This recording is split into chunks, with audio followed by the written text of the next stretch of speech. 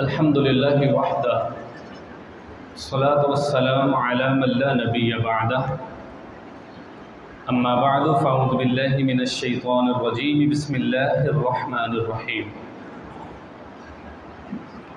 اللہ ولی الذین آمنوا یخرجهم من الظلمات الى النور والذین کفروا اولیاؤهم الطاغوت یخرجونهم من النور الى الظلمات اولئک اصحاب النار هم فیہا خالدون۔ صدق اللہ مولانا العظیم۔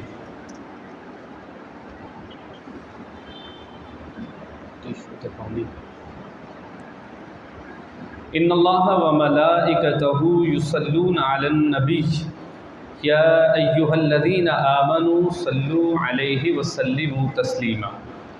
اللہم صل علی محمد وعلی آل محمد کما صلیت علی ابراہیم وعلی آل ابراہیم انک حمید مجید۔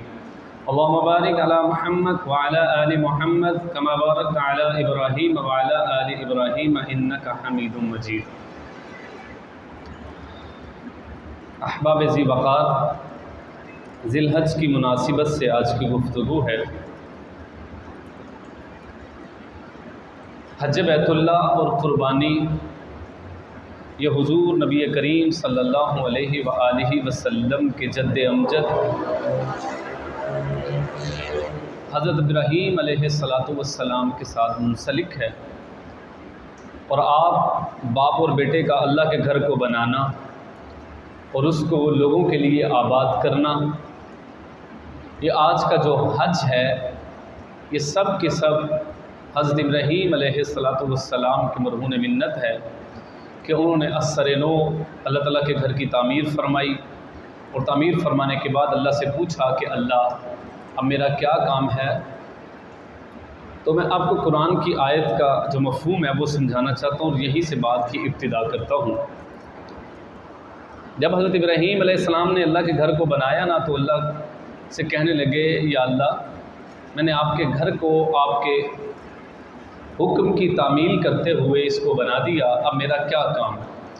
اور میں لوگوں کو اس کی طرف بلائیے۔ تو حضرت ابراہیم علیہ السلام فرمانے لگے یا اللہ اس بیابان جنگل میں ویرانے میں کون آئے گا؟ اللہ نے فرمایا ابراہیم آواز لگانا آپ کا کام ہے، اور لوگوں کو بھیجنا تو محمد کے رب کا کام ہے۔ اور آج دیکھ لیجئے کہ پوری دنیا سے مسلمان لاکھوں کی تعداد کے اندر کھنچے چلے آ رہے ہیں، بلکہ وہاں کی گورنمنٹ ہاتھ جوڑ دیتی ہے کہ ہم اتنی تعداد میں لوگوں کو حج پہ نہیں بلا سکتے، ہم آپ کو افراد کا کوٹا دیں گے وہ آپ کی آبادی کے مطابق، چونکہ ہم اتنے لوگوں کو یہاں پر ان کی خدمت نہیں کر سکتے، وہ یہاں پر سما نہیں سکتے۔ یہ اللہ تعالیٰ نے اس وقت حضرت ابراہیم علیہ السلام سے کام کروایا۔ اب میں آتا ہوں عنوان کی طرف۔ حضرت ابراہیم علیہ السلام کو اللہ نے توحید کی دولت سے نوازا، اور توحید کے بارے میں شاعر نے کہا نا کہ توحید کی امانت سینوں میں ہے ہمارے، آسان نہیں مٹانا نام و نشاں ہمارا۔ حضرت ابراہیم علیہ السلام نے جس جگہ پر جنم لیا اور جس گھرانے میں آپ پیدا ہوئے، وہاں پر بتوں کی پوجا کی جاتی تھی، اور جیسا کہ آپ کو علم ہے حضور کونین نے جب مکے کو فتح کیا اور بیت اللہ میں آپ داخل ہوئے تو بیت اللہ کے اندر بھی بت رکھے ہوئے تھے۔ حضور کونین علیہ السلام کے ہاتھ میں چھڑی تھی، اور آپ بتوں کو مارتے تھے اور گراتے تھے، اور یہ آیہ مبارکہ تلاوت فرماتے جاء الحق وزهق الباطل ان الباطل کان زہوقا۔ حق آ گیا اور باطل بھاگ گیا، باطل تو آیا ہی بھاگنے کے لیے تھا۔ یعنی حضور سے بھی اللہ نے بتوں کو تڑوانے کا کام لیا، اور آپ کے جد امجد حضرت ابراہیم علیہ السلام سے بھی بتوں کو تڑوانے کا کام لیا۔ گویا کہ حضرت ابراہیم علیہ السلام سے بھی مکے کی سرزمین پہ کام لیا، اور آپ کے بیٹے یعنی نبی دو عالم صلی اللہ علیہ وآلہ وسلم سے بھی مکے کی سرزمین میں کام لیا۔ ادھر بھی توحید کا کام لیا، ادھر بھی توحید کا کام لیا، ادھر بھی بتوں کو پاش کروانے کا کام لیا، اور حضور سے بھی بتوں کو پاش کروانے کا کام لیا۔ ادھر بھی ایک اللہ کے سامنے جھک جانے کا کام لیا اور حضور سے بھی بتوں کو چھوڑ کر ایک اللہ کے سامنے جھک جانے کا کام لیا. گویا کہ اللہ کی ذات یہ بات سمجھانا چاہ رہی ہے انبیاء جو آئے ہیں ان کا دنیا میں آنے کا صرف ایک مقصد ہے, لوگوں کا تعلق لوگوں سے توڑ کر ایک اللہ کے ساتھ جوڑنا, لوگوں کا تعلق مخلوق سے توڑ کر خالق کے ساتھ جوڑنا, لوگوں کا تعلق اللہ کی ذات کے ساتھ جوڑنا, اتنا مضبوط کر دینا کہ لوگوں کی جبین جو ہے وہ اللہ کے سوا کسی کے سامنے جھک نہ سکے. اگر اس کو کوئی حاجت پیش آ جائے, کوئی مشکل پیش آ جائے, پریشانی پیش آ جائے, مصیبت پیش آ جائے, دکھ درد رنج غم الم میں وہ گھر جائے, تو اللہ یہ بات سمجھانا چاہ رہے ہیں تمہیں کسی در میں جانے کی ضرورت نہیں ہے, بلکہ تم کو ایک اللہ کے سامنے جھکنے کی ضرورت ہے. تمہارے درد رنج غم دکھ الم پریشانیاں مصیبتیں بیماریاں سب کو دور اللہ کی ذات کرے گی, لیکن شرط یہ ہے کہ تمہیں ایک اللہ کے سامنے جھکنا ہوگا, وحدہ لا شریک کے سامنے جھکنا ہوگا. اچھا, یہ جو آج کے دور کے اندر بھی لوگ خدا بنے بیٹھے ہیں اپنے پیسے کے بلبوتے پر, اپنی دولت کے بلبوتے پر, ادھر بھی یہی عالم تھا. قرآن کہہ رہا ہے نا, قرآن کہہ رہا ہے وہ ایک شخص جس کو ہم نے بادشاہت عطا کر دی اور اس نے اللہ کے وجود کا ہی انکار کر دیا. الم تر الی الذی حاج ابراہیم. اچھا, اس عنوان یہ آیت پر آنے سے پہلے تھوڑا سا پس منظر سمجھیے ہوا کیا تھا. حضرت ابراہیم علیہ السلام نے لوگوں کو سمجھانا شروع کیا, بڑا مشکل کام تھا. وقت کے بادشاہ سے ٹکر لینا یہ کوئی آسان کام نہیں ہے, اس کے لیے مصیبتیں ہیں, اس کے لیے قید و سلاسل کی پابندیاں برداشت کرنی پڑتی ہیں, اور ہر نبی نے تکلیفیں برداشت کی ہیں اللہ کی توحید کے لیے. ذرا آپ تصور کیجئے, حضرت نوح علیہ السلام اللہ کی توحید کو پھیلانے کے لیے پتھروں کے نیچے دب جاتے, آپ کی قوم آپ کی امت آپ کے اوپر پتھر برساتی اور آپ پتھروں کے نیچے آ جاتے.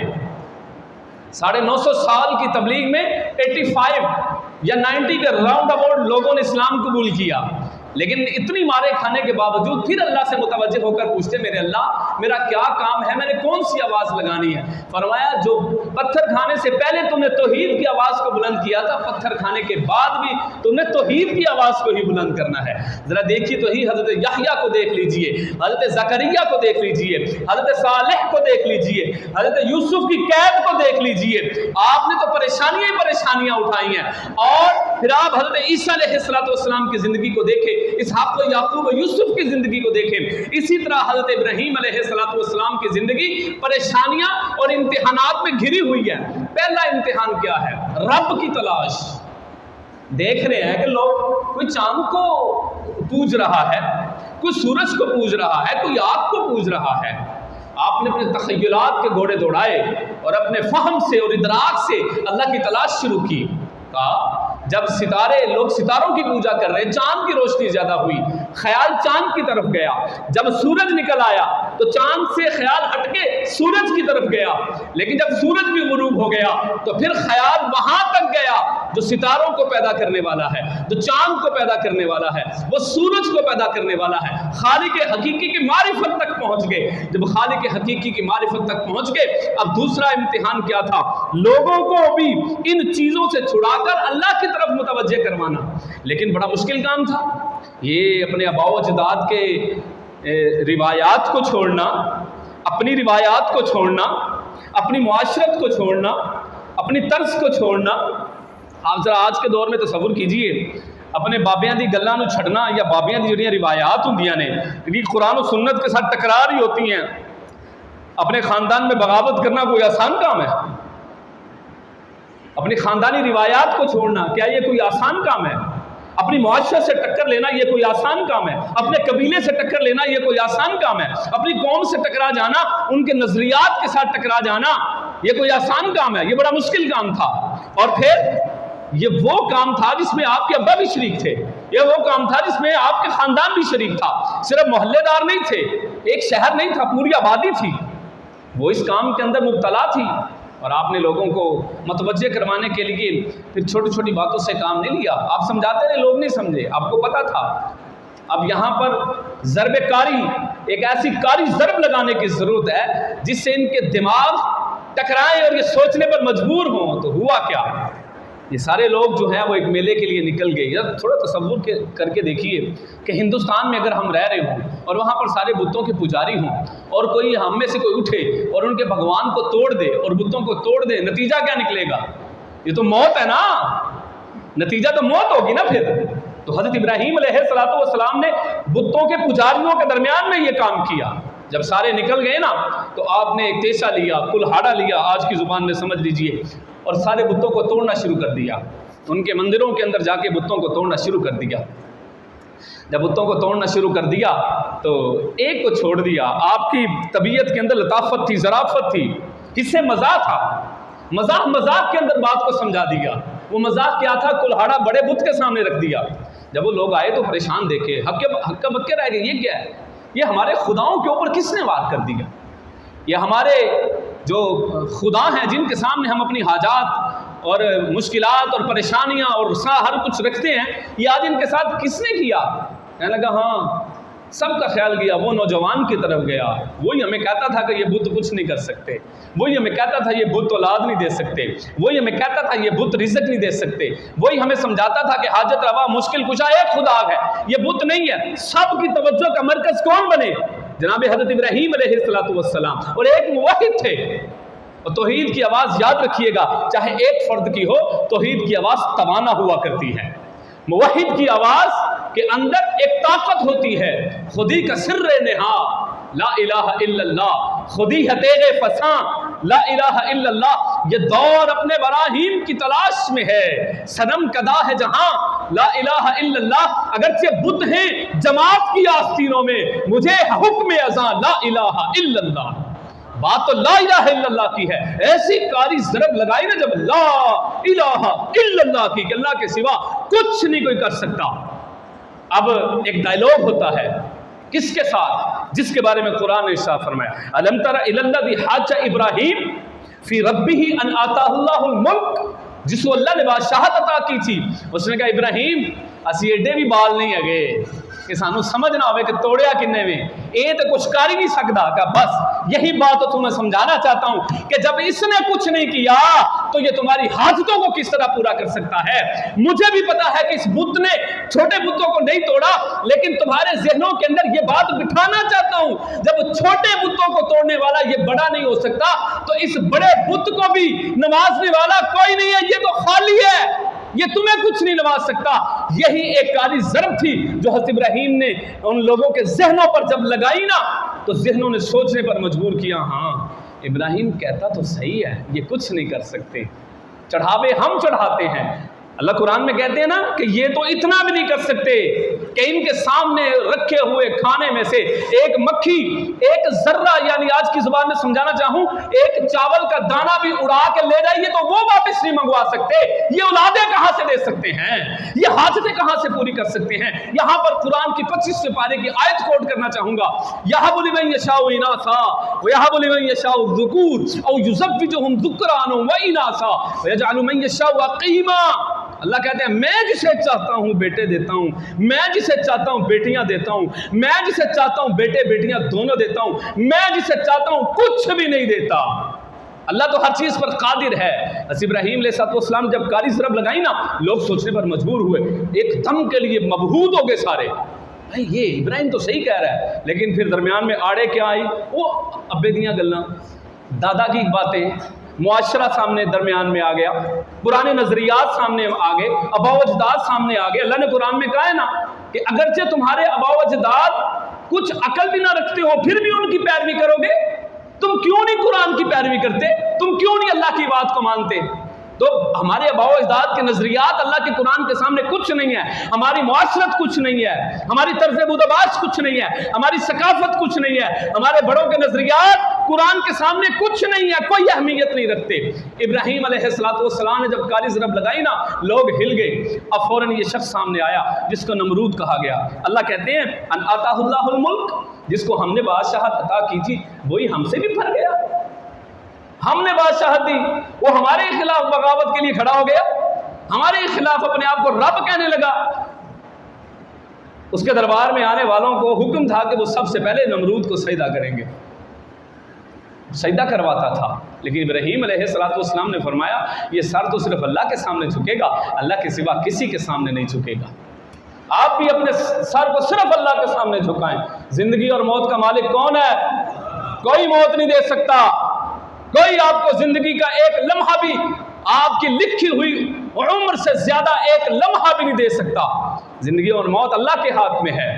ڈر اس دل کے اندر سوائے اللہ کے کسی کا ڈر نہیں ہونا چاہیے، اس دل کے اندر سوائے اللہ کے کسی کا خوف نہیں ہونا چاہیے، اس دل کے اندر اللہ کے سوا کسی کی محبت نہیں آنی چاہیے۔ جو اللہ کے مد مقابل آ کر اللہ کی محبت کو ماند کر دے، ایسا ہرگز نہیں ہونا چاہیے۔ آگے اللہ نے کیا کہا؟ مکالمہ ہوا، ایک ڈائلاگ ہوا جناب خلیل اللہ کا اور نمرود کا۔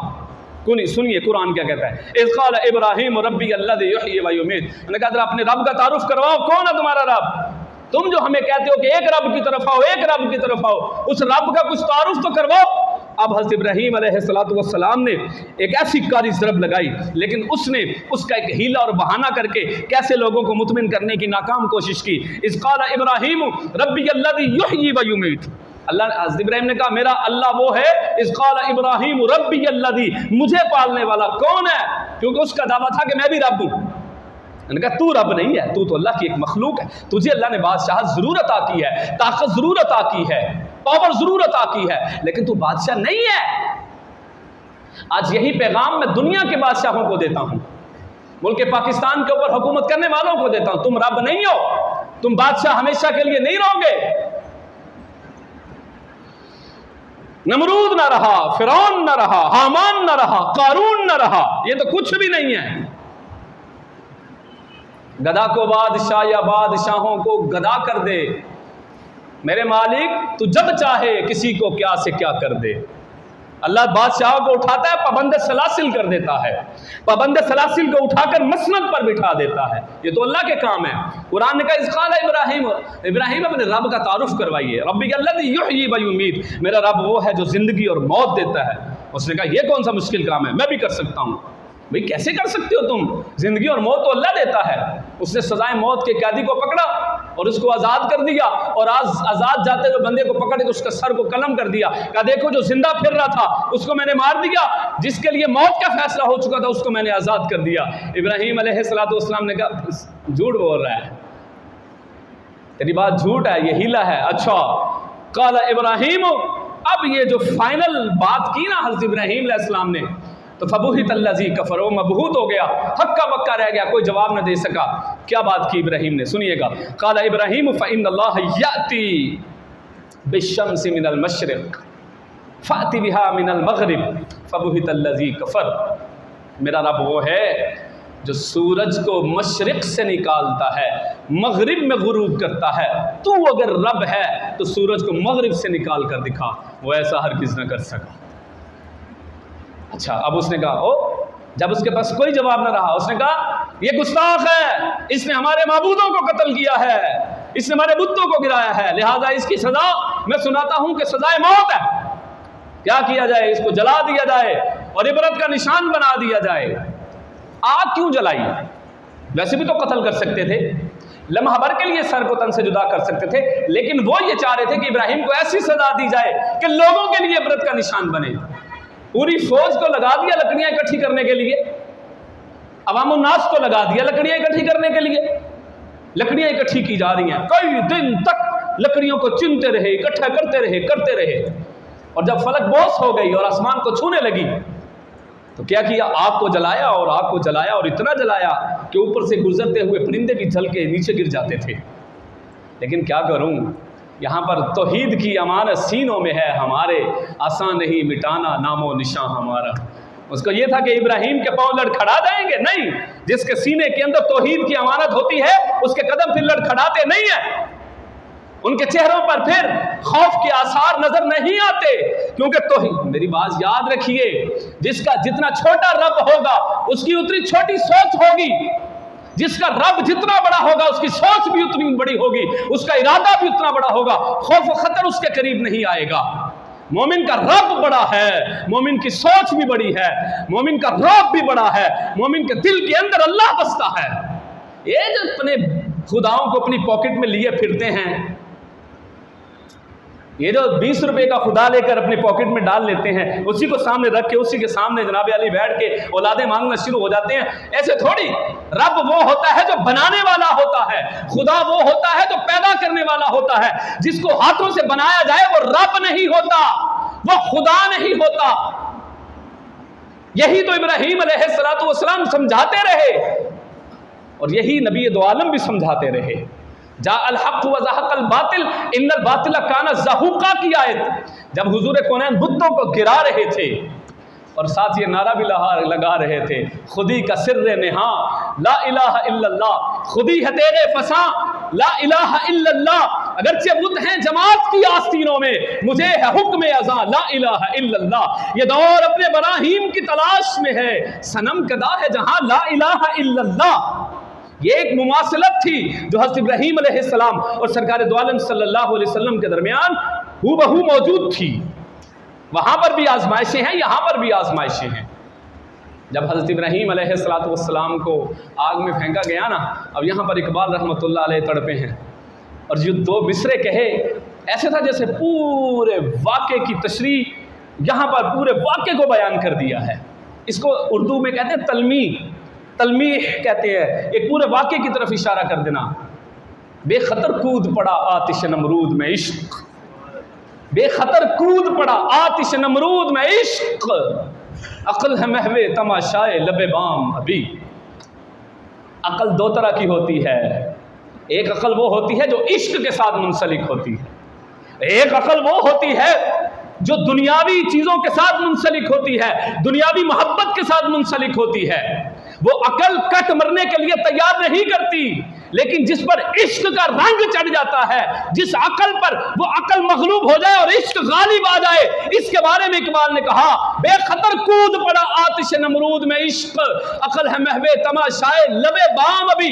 لوگ ابھی سوچ رہے ہیں ابراہیم کا ساتھ دیا جائے کہ نہ دیا جائے. جو یہ بات کو اندر ہی اندر تسلیم کر چکے ہیں، بات ابراہیم کی سچی ہے، لیکن ہمارے آباء و اجداد آڑے آ رہے ہیں، ہمارے نظریات آڑے آ رہے ہیں، ہمارے سوشل ایکٹیویٹیز آڑے آ رہی ہیں، اس لیے ہم ابراہیم کی بات کو ماننے کے لیے تیار نہیں ہیں. لیکن ابراہیم اکیلے ہیں. میں پہلے بھی بیان کر چکا ہوں، موحد کی آواز توانا ہوتی ہے، توحید کی آواز توانا ہوتی ہے.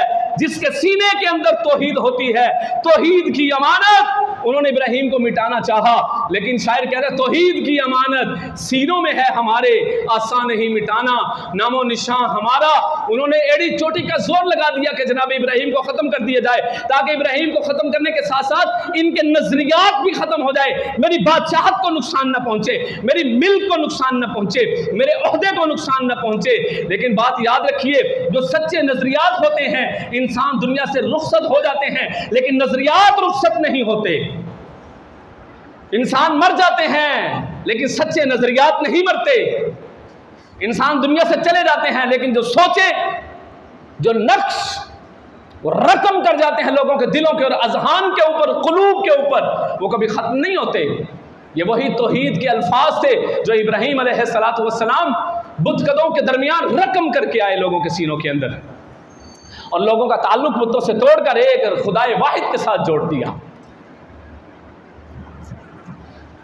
جب ابراہیم علیہ السلام کو آگ میں پھینکا گیا نا، تو قرآن نے کیا کہا؟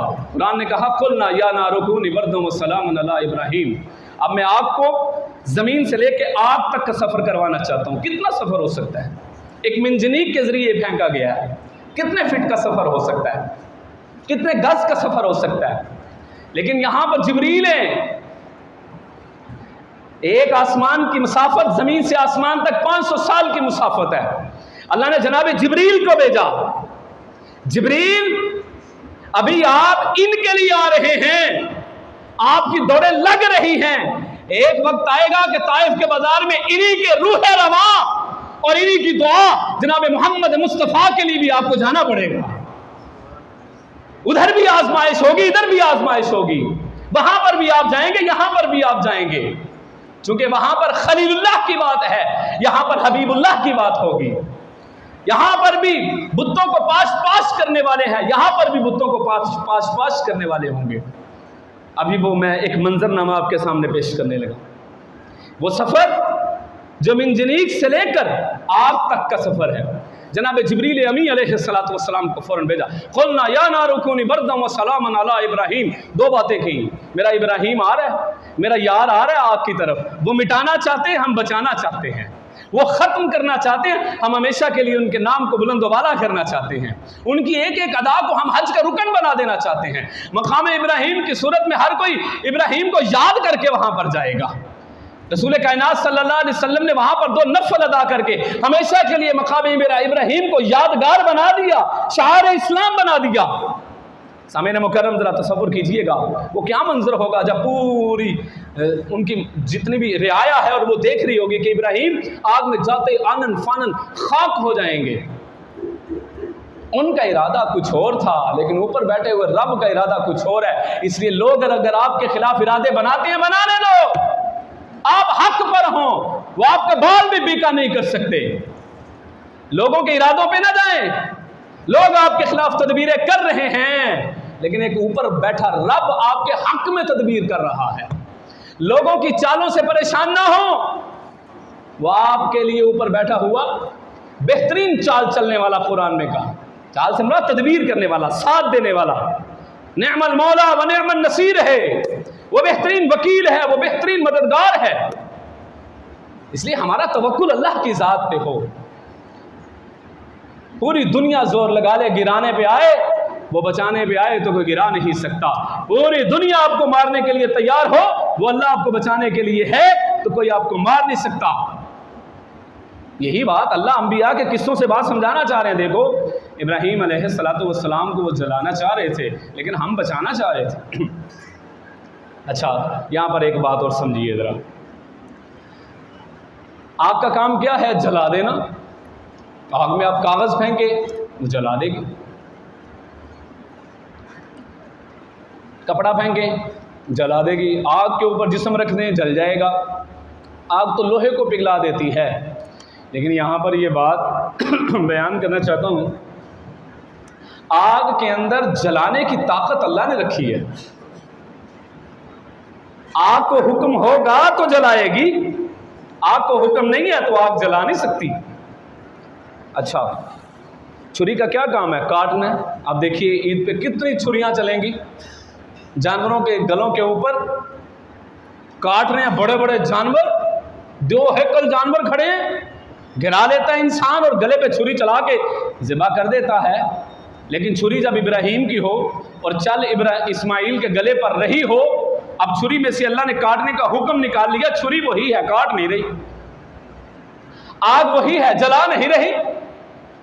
मतलब पता क्या चला कि अल्लाह की ज़ात का हुक्म जब तक नहीं होगा कोई तकलीफ दे चीज़ आपको नुकसान नहीं पहुंचा सकती। अब लोग देख रहे हैं इब्राहीम आग में जाएंगे और जल जाएंगे, लेकिन अल्लाह ने आग को हुक्म दिया, कुलना या नारु कूनी, ए आग तू भी तो मेरी एक मखलूक है, मेरा नबी आ रहा है, मेरा लाडला आ रहा है, इनकी जद में से हमने सरकार दो आलम को पैदा करना है। देखो उनकी मोहब्बत, ये वो हो, ये हबीबुल्लाह आ रहे हैं इनकी नस्ल में से, ये मौजज़ा है। ये किसका मौजज़ा है? जनाब इब्राहीम का। वो मौजज़ात वाले नबी भी आ रहे हैं, इनको तो चंद एक मौजज़े अता किए जाएंगे ना, जो इनकी जद में से आएंगे, उनका उठना भी मौजज़ा होगा, उनका बैठना भी मौजज़ा होगा, उनका चलना भी मौजज़ा होगा, उनका देखना भी मौजज़ा होगा, उनकी गुफ्तगू भी मौजज़ा होगी। अब कुरान की जरा आयत समझिए क्या है। कुलना, हमने कहा, या नारुकूनी, ए मेरी आग, या नारुकूनी, ए मेरी आग, बर्दन व सलामन। देख, 2 चीजें तुझे पॉइंट आउट कर रहा हूं मैं। ए आग, देख ध्यान से मेरी बात सुन, या नारुकूनी, बर्दन, ठंडी हो जा। बर्फ होती है ना, बर्फ, उसको हम हाथ में ज्यादा देर नहीं पकड़ सकते, हाथ छल कर देती है। आग के ऊपर हम हाथ रख नहीं सकते, हाय कुर्बान जाऊं, लोगों के सामने वो आग है, लेकिन इब्राहीम के लिए गुलजार बन चुकी है, इब्राहीम के लिए ठंडी हो चुकी है। देखो इतना ठंडा ना हो जाना कि इब्राहीम को ज़्यादा ठंडक महसूस होने लगे। सख्त गर्मी में जब हम एसी के अंदर बैठते हैं ہم کمبل تلاش کرنا شروع کر دیتے ہیں، ٹھنڈ لگنی شروع ہو جاتی ہے۔ دیکھو میرا ابراہیم آ رہا ہے، اتنی اے سی والی ٹھنڈی ہوا نہ پھینکنی شروع کر دینا۔ کہا ہے میں نے آپ کو کہ ٹھنڈی ہو جانا، لیکن اتنی ٹھنڈی بھی نہ ہو جانا کہ میرے نبی کو تکلیف محسوس ہونے لگے۔ سلامن، سلامتی والی، ٹمپریچر مینٹین رکھنا، ٹمپریچر مینٹین رکھنا۔ بردن و سلامن علی ابراہیم، بالکل آگ جل رہی ہے، شعلے اٹھ رہے ہیں، لوگ سمجھ رہے ہیں ابراہیم ختم۔ ابراہیم کے ساتھ ہم نے نظریات کو بھی ختم کر دیا، ان کی سوچ کو بھی ختم کر دیا، ان کے افکار کو بھی ختم کر دیا۔ وہ کاری ضربیں جو انہوں نے رعایا کے قلوب و اذہان کے اوپر لگائی، آج ختم۔ نبی کریم صلی اللہ علیہ وسلم کے لیے بھی چال چلی تھی نا، جب ان کے پاس دلائل نہ رہے۔ اور یاد رکھیے جب لوگوں کے پاس دلائل نہیں نہ ہوتے، پھر وہ ذاتیات پر اٹیک کرتے ہیں، پھر وہ ذات پر حملہ کرتے ہیں، پھر وہ قتل و غارت پر آ جاتے ہیں۔ اسی طرح رسول کائنات کے گھر کا بھی محاصرہ کر لیا گیا۔ انہوں نے کہا کہ نہ رہے بانس اور نہ بجے بانسری، حضور کو قتل ہی کر دینا، اعوذ باللہ من ذالک، تاکہ ان کے نظریات ہی ختم ہو جائیں۔ لیکن اللہ نے وہاں پہ تلواروں کے اندر سے میرے حضور کو بچا لیا، اور یہاں پر آگ میں سے ان کے جد امجد کو بچا لیا۔ اب لوگوں نے جب آگ ٹھنڈی ہوئی تو جناب ابراہیم علیہ السلام اپنے کپڑوں کو جھاڑتے ہوئے یوں درمیان میں سے نکلے۔ اب وہ حیران ہو گئے، اللہ کی ذات نے بچا لیا۔ توحید کی امانت سینوں میں ہے ہمارے، آسان نہیں مٹانا نام و نشاں ہمارا۔ اور پتہ نہیں ہزاروں سال بیت گئے اور میں آپ کے سامنے بیٹھ کے حضرت ابراہیم کے اس واقعے کو قرآن سے بیان کر رہا ہوں۔ کیوں؟ توحید والے ہمیشہ زندہ رہتے ہیں۔ اچھا، حضرت ابراہیم علیہ السلام، یہ آزمائش تھی ٹکر کی بادشاہ وقت کے ساتھ۔ نبی کریم صلی اللہ علیہ وسلم نے ارشاد فرمایا سب سے افضل جہاد، اس موقع پر فرمایا جابر بادشاہ کے سامنے کلمہ حق کہنا۔ کلمہ حق یہ بڑا مشکل کام ہے۔ جناب یوسف علیہ السلام نے کلمہ حق کہا، پابند سلاسل۔ جناب نوح علیہ السلام نے کلمہ حق کہا، پتھروں کے نیچے دب گئے۔ یحییٰ علیہ السلام نے کلمہ حق کہا، زکریا علیہ السلام نے کلمہ حق کہا، جان کا نذرانہ دینا پڑ گیا۔ ابراہیم علیہ السلام نے کلمہ حق کہا، آگ کے اندر جانا پڑ گیا۔ حضور کونین نے کلمہ حق کہا، لوگوں نے پتھر برسانے شروع کر دیے، جس میں عالی شان کو لہو لہان کر دیا۔ لیکن یہ ہے کہ جابر بادشاہ کے سامنے کلمہ حق جب کہا نا تو پھر لوگ آپ کے خلاف ہو گئے، لیکن آپ نے ٹکر کی بات کی ہے۔ اور جب ٹکر کی بات کی ابراہیم علیہ السلام، یاد رکھیے نظریات والے چاہے تھوڑے ہوں، ہمیشہ جیت ان کی ہوا کرتی ہے۔ یہ ضروری نہیں ہے کہ تعداد میں زیادہ والوں کی جیت ہوتی ہے۔ اگر کثیر لوگوں کی جیت ہوتی تو بدر میں کافر جیت جاتے، لیکن نظریات والے تھوڑے تھے، 313 حق پر قائم تھے، اللہ نے فتح دی۔ احد کے اندر حق والے تھوڑے تھے، فتح دی۔ خندق میں حق والے تھوڑے تھے، فتح دی۔ آپ اسلام کی تاریخ کو اٹھا کر دیکھیے، ہمیشہ کافروں کے ساتھ زیادہ تعداد کے اندر وہ تھے، کم ہم تھے، لیکن فتح کن کی ہوئی؟ حق والوں کی ہوئی ہے۔ حضرت ابراہیم علیہ السلام پر دوسری آزمائش اللہ نے کیا ڈالی؟ دوسری آزمائش سماعت کیجئے گا۔ کہا جی اپنی بیوی کو چھوڑ آئے۔ کہاں چھوڑ کے آنا ہے؟ وہ چٹیل میدان، وہ جہاں پر کوئی سایہ بھی نہیں ہے، وہ جہاں پر پانی کا بھی انتظام نہیں ہے۔ اپنی بیوی کو لیا اور جناب اسماعیل علیہ السلام جن کو ذبیح اللہ کہا گیا، ان کو بھی ساتھ لیا اور چھوڑ دیا۔ کہا یہ کیا ہے؟ کہاں لے کے جا رہے ہیں؟ کہاں چھوڑ کے جا رہے ہیں؟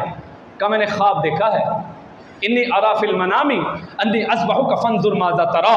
جب دوبارہ آئے نا اسماعیل علیہ السلام بھاگتے ہوئے ابا کے ساتھ ملے، جب جفی لگائی نا، ذرا تصور کیجئے صاحب اولاد بیٹھے ہیں کہ جب بچہ آ کے گلے سے لگتا ہے تو کتنی تسکین ملتی ہے، سارے دن کی تھکاوٹ ہی دور ہو جاتی ہے۔ اللہ نے ایسی روحانیت رکھی ہے اولاد کے اندر، ایسی کشش رکھی ہے اللہ نے اولاد کے اندر، ایک جفی میں سارے دن کی تھکاوٹ ہی دور ہو جاتی ہے۔ لڑکھڑاتے ہوئے قدموں کے ساتھ جب بیٹی آ کے سینے کے ساتھ لگتی ہے، جب بیٹا آ کے سینے کے ساتھ لگتا ہے، ساری تھکاوٹ ہی دور ہو جاتی ہے۔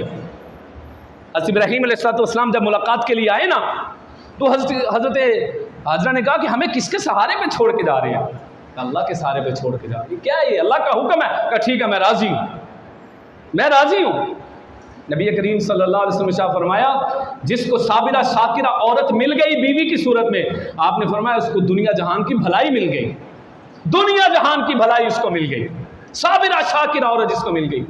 बस इब्राहीम अलैहिस्सलाम की बीवी साबिरा और शाकिरा, कोई साया नहीं, चटियल मैदान, पानी का इंतजाम नहीं। जब दोबारा आए ना, इन शॉर्ट बयान करो इजमाली तौर पर, इस्माइल अलैहिस्सलाम भागते हुए आपके गले आकर लगे ना, अब उनको क्या बताओ कि अब इब्राहीम अलैहिस्सलाम नई सोच के साथ आए हैं। आज प्यार करने के लिए नहीं आए, आज को खिलौने लेकर नहीं आए, आज को खाने की चीजें लेकर नहीं आए, आज को शफकत दिखाने के लिए नहीं आए, बल्कि बच्चे को ज़बा करने के लिए आए हैं।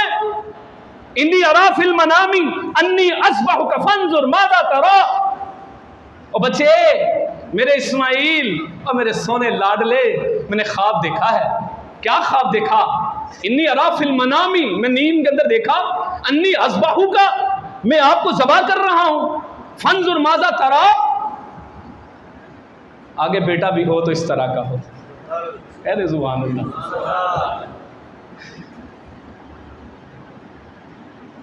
इस्माइल अलैहिस्सलाम ने पता क्या जवाब दिया?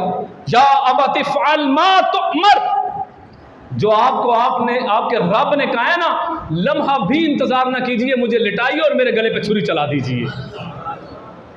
या अबति फ़अल मा तुअमर। और आगे भला क्या कहा?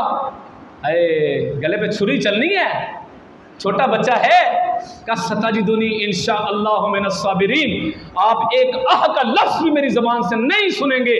सताजिदुनी इंशाअल्लाहु मिनस्साबिरीन, मेरे अल्लाह ने चाहा तो आप मुझे सब्र करने वालों में से पाएंगे। ये फैज़ान नज़र था या कि मकतब की करामत थी? सिखाए किसने इस्माइल को अदाब फर्जंदी? किसी ने औलाद होना सीखना है तो इस्माइल से सीखिए, किसी ने बाप होना सीखना है तो इब्राहीम से सीखिए। अल्लाह के हुक्म में बेटा आड़े नहीं आया। यहाँ पर तो जनाब अली माल कमाते हुए औलाद की मोहब्बत में हलाल और हराम की तमीज़ नहीं की जा रही। जनाब अली बेटे के लिए बड़ी बड़ी इमारतें सूद के पैसों से तैयार की जा रही हैं अपनी औलाद के लिए। यहाँ पर लोगों के साथ जुल्म नाइंसाफियाँ कायम करके अपनी औलाद के लिए रकम जमा की जा रही है, बैंक बैलेंस बनाया जा रहा है, रिश्वत के जरिए, हराम दौलत के जरिए, हराम काम के जरिए। किसी ने बाप होना सीखना है तो इब्राहीम से सीखे, किसी ने बेटा होना सीखना है तो इससे सीखिए। मैं यहाँ पर एक जुमला कहा करता हूँ, असल कुर्बानी वो बाप बेटे की गुफ्तगू थी। असल कुर्बानी ये थी जिसको बाप भी भूल गया, बेटा भी भूल गया। वो तो दुम्बे को ज़बा करना तो इस गुफ्तगू का फिदिया था। अल्लाह ने देखा कि बाप भी मेरे हुक्म पर पूरा उतरा, बेटा भी मेरे हुक्म पर पूरा उतरा। अल्लाह को यही मकसूद था, किसी बेटे के गले पे छुरी चलाना मकसूद नहीं था। आज अल्लाह भी यही चाह रहे हैं, मेरा बंदा मेरी चाहत के अंदर मेरे हुक्म के मुताबिक जानवर के गले पे छुरी चलाता है या दौलत पीछे बचा के रख लेता है या हीले बहानों से काम लेता है। अल्लाह यही चाह रहे हैं, सताजिदुनी इंशाअल्लाहु मिनस्साबिरीन। और मैं अल्लाह इब्राहीम आप हमें सब्र करने वालों में से पाएंगे। इब्राहीम अलैहिस्सलाम आंखों पे पट्टी बांधी हुई है, आए चश्मे फलक ये नज़ारा देख रही है, जिब्रील भी देख रहे हैं, मीकाईल और इस्राईल और इसराफील भी देख रहे हैं। यही इंसान है, इसके बारे में फरिश्तों ने एतराज़ किया था। अल्लाह भी इंसान को बनाने लगे, ये ज़मीन में जाकर फसाद करेंगे। अल्लाह ने कहा नहीं, इन्नी आलम मा ला तालमून, जो मैं जानता हूँ वो तुम नहीं जानते। अभी तुमने इब्राहीम की कुर्बानी को देखा ही कहाँ है, तुमने इस्माइल की कुर्बानी को देखा ही कहाँ है, तुमने मेरा ईसा देखा ही कहाँ है, तुमने मेरा इसहाक देखा ही कहाँ है, तुमने मेरे याकूब के सब्र को देखा ही कहाँ है, तुमने यूसुफ के सब्र को देखा ही कहाँ है, तुमने मेरे मोहम्मद मुस्तफ़ा के सब्र को देखा ही कहाँ है। तुमने आम इंसान पे नजर रखी, तुमने मेरे इंसानों में से चुने हुए नबियों पर नजर नहीं रखी। इन्नी आलम मा ला तालमून, मैं तुमसे ज्यादा जानता हूँ, जरा देखो तो सही दुनिया में जाने वाले मेरे लिए करते क्या क्या है। हो मेरे इब्राहीम अलैहिस्सलाम आंखों पे पट्टी बंधी हुई है, छुरी को तेज कर रहे हैं और बेटे को नीचे लिटाया हुआ है, अपना घुटना बच्चे के सीने पे रखा है और गले पे छुरी चला रहे हैं। अपनी तरफ से उन्होंने अपने ख्वाब को कंप्लीट कर दिया, गले पे छुरी चला दी, लेकिन अल्लाह की ज़ात ने जनाब इस्माइल को दरमियान में से निकाला, एक बार फिर जनाब जिब्रील की दौड़े लगाई। جبریل پہنچ، چھری چل رہی ہے، چلتی رہے، لیکن نیچے سے اسماعیل کو نکال لے، دمبے کو نیچے لا کے رکھ دے۔ جب گلے پہ چھری چلی نا اور خون ہاتھوں پہ لگا اور دیکھا کہ ذبح ہو گیا، ہاں کوئی تر چیز میرے آنکھوں کو مایا کی صورت میں میرے ہاتھوں کو لگ رہی ہے، کہا یا اللہ تیرا شکر ہے، تیرا حکم پورا ہوا۔ پیچھے ہٹے، آنکھوں سے پٹی ہٹائی، نیچے دمبے کو دیکھا اور وہ اسماعیل علیہ السلام مسکراتے ہوئے کھڑے وہاں پر نظر آئے۔ اللہ کی طرح توجہ، اللہ یہ کیا؟ فرمایا ابراہیم ہم نے آپ کی آزمائش کی، آپ آزمائش میں پورے اترے۔ پہلی بات تو یہ ہے کہ اللہ ہم پہ آزمائش ڈالے نا، ہم اس قابل کہاں؟ ان الذین قالوا ربنا اللہ ثم استقاموا تتنزل علیہم الملائکۃ الا تخافوا ولا تحزنوا۔ یہ وہ لوگ ہیں جو آزمائے گئے اور وہ آزمائش میں پورے اترے۔ ہم آزمائش کے قابل نہیں میرے مولا، لیکن اگر ہمارے اوپر آزمائش آ جائے تو میرے مولا ہمیں صبر دے دینا، صبر دے دینا۔ اب یہاں پر ایک بات بیان کر کے بات ختم کرتا ہوں۔ جناب اسماعیل علیہ السلام، مجھے یہ بات بڑی پیاری لگی جب میں نے اس کو ریڈ آؤٹ کیا نا، اور یہ حال ہی میں پچھلے مہینے جب اس مقام پر گیا جس کو مقام شاعر اسلام میں شامل ہے، ان الصفا والمروہ من شعائر اللہ، صفا مروہ اللہ کے شاعر میں سے ہے، تو وہاں پر ایک مقام آتا ہے جہاں پر جو گئے ہیں اللہ سب کو لے جائے۔ میری دعا ہے اللہ میرے تمام سامعین کو حج بیت اللہ پر بلائے اور آپ کی مقبول حاضری ہو، ایسی حاضری ہو کہ آپ کی آنکھوں سے ایک آنسو گرے اور آپ کے دل کی دنیا بدل جائے۔ کسی کے ایک آنسو سے ہزاروں دل تڑپتے ہیں، کسی کا عمر بھر کا رونا یوں ہی بیکار جاتا ہے، اللہ آپ کو وہ ایک آنسو دے دے جو لوگوں کو تڑپا کے چلا جائے، جو آپ کی آنے والی نسلوں کی زندگیوں کو بدل کے رکھ دے۔ وہ وہاں پر سبز لائٹ لگی ہوئی ہے، وہاں پر حضرت اماں ہاجرہ بھاگ کر گئی تھی، اور بھاگی کیوں تھی؟ کیونکہ وہاں پر صفا اور مروہ جو سامنے آ جاتے تھے، بچے کو چھوڑ کر پانی کی تلاش میں گئیں، بچہ ایڑیاں مارتا ہے، تڑپ رہا ہے، پانی نہیں مل رہا، ایک ماں صفا مروہ کے چکر لگا رہی ہے، بچے کے لیے تڑپ رہی ہے، میرے بچے کو پانی مل جائے، پانی کی تلاش ہے، کبھی اس طرف بھاگتی ہیں، کبھی اس طرف بھاگتی ہیں، جب بچہ نظروں سے اوجھل ہو جاتا ہے وہاں پر اپنی سپیڈ کو تیز کرتی ہیں۔ جتنے ایریے میں وہ بھاگ کر گئی ہیں، اللہ کو ایک ماں کا تڑپنا اتنا پسند آیا، اتنا پسند آیا کہ اللہ نے رہتی دنیا تک حج اور عمرے کا اس کو حصہ بنا دیا۔ فرمایا حاجی آئے گا یہاں سے بھاگ کے جائے گا، ایک ماں یہاں پر بھاگی ہے، ایک ماں یہاں پر تڑپی ہے۔ ایک ماں کے تڑپنے پہ اللہ نے اتنا اجر و ثواب رکھ دیا ہے، تو حضور کے تڑپنے پہ اللہ نے کتنا اجر و ثواب رکھا ہوگا۔ ایک ماں کا تڑپنا جس کو پسند آ گیا، جس کو سمجھ آ گیا، اس کی زندگی سنور گئی، اور جس کو حضور کا تڑپنا سمجھ میں آ گیا اس کی زندگی بھی سنور گئی، آخرت بھی سنور گئی۔ اچھا ایک دعا آئندہ جو میں پھر اس کو تفصیل کے ساتھ بیان کروں گا، ایک دعا اسی کو میں نے موضوع سخن بنا کر اگلے جمعے میں گفتگو کرنی ہے۔ جب حضرت ابراہیم نے اللہ کے گھر کو بنا لیا نا، تو جب قد سے اوپر دیوار آئی نا، کہ اللہ اب کیا کروں؟ محبوبہ پریشان کیوں ہوتے ہیں؟ یہ نیچے کیا پڑا ہوا ہے؟ پتھر ہے، وہ اس پہ کھڑا ہونا، اب ذرا سبحان اللہ کی آواز آ جانی چاہیے عاشقوں دیوانوں مستانوں پروانوں، پر میں اس پتھر پہ کھڑا ہونا تمہارا کام ہوگا، اس پتھر کو بلند کرنا محمد کے رب کا کام ہوگا۔ آپ کھڑے ہوتے تھے وہ بلند ہو جاتا تھا۔ جب بیت اللہ کو تعمیر کر لیا نا، تو حضرت ابراہیم علیہ السلام متوجہ ہوئے اللہ کی طرف، اللہ اب کیا کروں؟ فرمایا محبوبہ اب تو مزدور کو مزدوری دینے کا وقت آ گیا نا، آپ نے مزدوری کی اپنے بچے کے ساتھ مل کر، مانگیے کیا مانگتے ہیں؟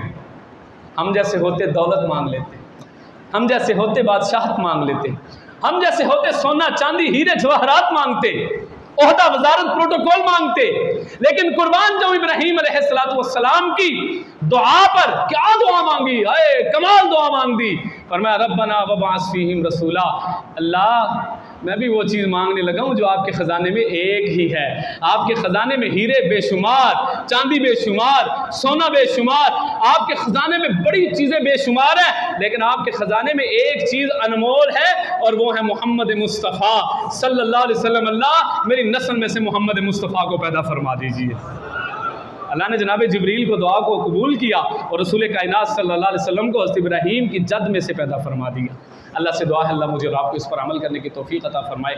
وآخر دعوانا ان الحمد للہ رب العالمین۔